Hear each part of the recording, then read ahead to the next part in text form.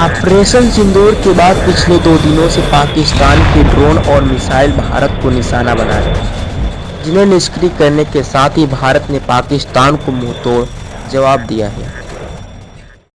पाकिस्तान की नापाक हरकतें कम नहीं हो रही।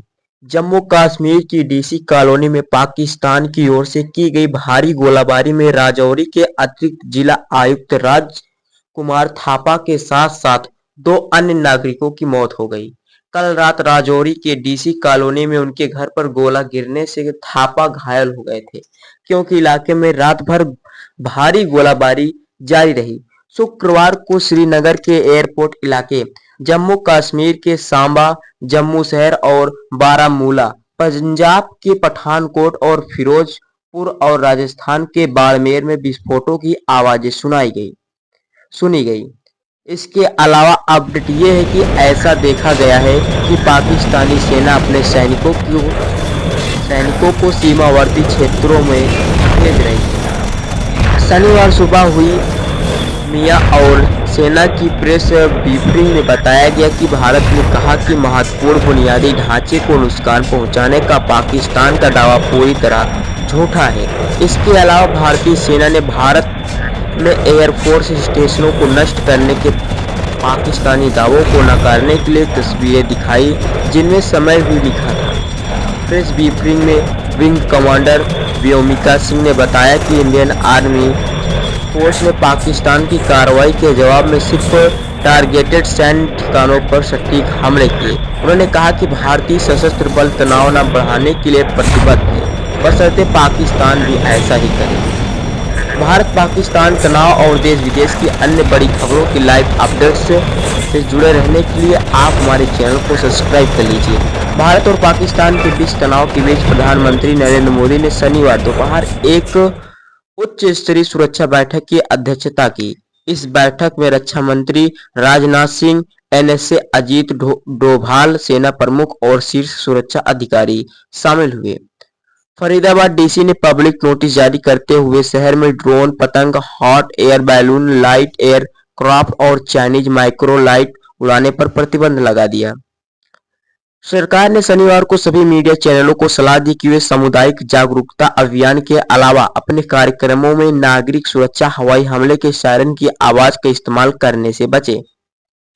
अग्निशमन सेवा, नागरिक सुरक्षा और होमगार्ड महानिदेशालय ने एक परामर्श में कहा कि नागरिक सुरक्षा अधिनियम 1968 के तहत प्रदत्त शक्तियों का इस्तेमाल करते हुए सभी मीडिया चैनलों से अनुरोध किया जाता है कि वे समुदाय को जागरूक करने के अलावा अपने कार्यक्रमों में नागरिक सुरक्षा, हवाई हमलों के सायरन की आवाज का इस्तेमाल करने से परहेज करें।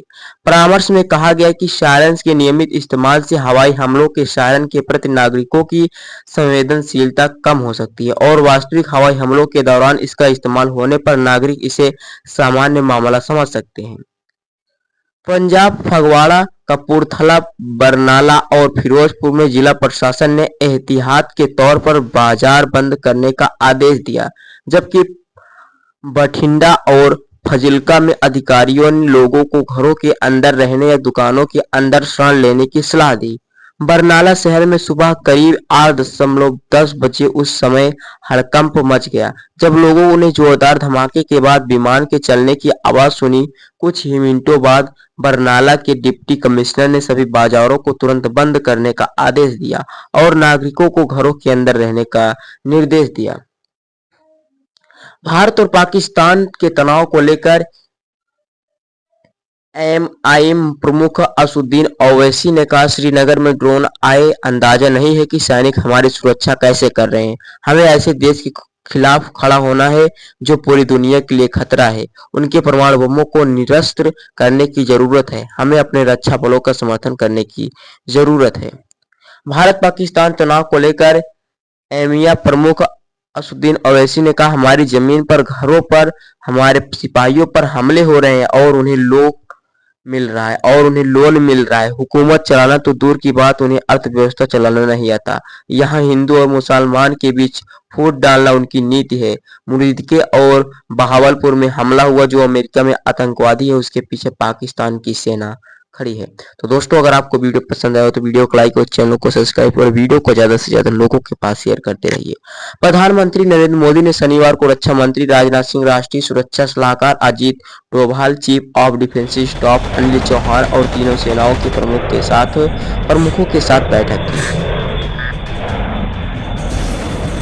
पंजाब के पठानकोट में रेड अलर्ट जारी किया गया है। यहाँ एहतियाती उपाय के तौर पर बाजार बंद कर दिए गए हैं।